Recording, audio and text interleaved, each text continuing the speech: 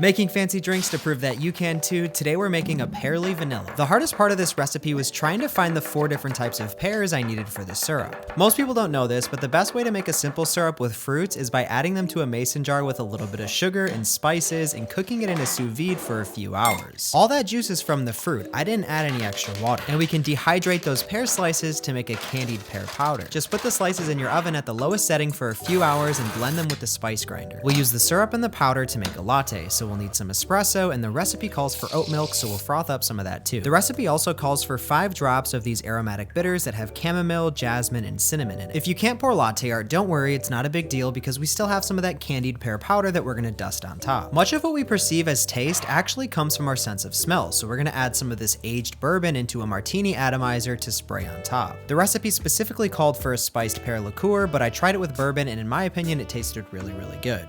This is literally insane.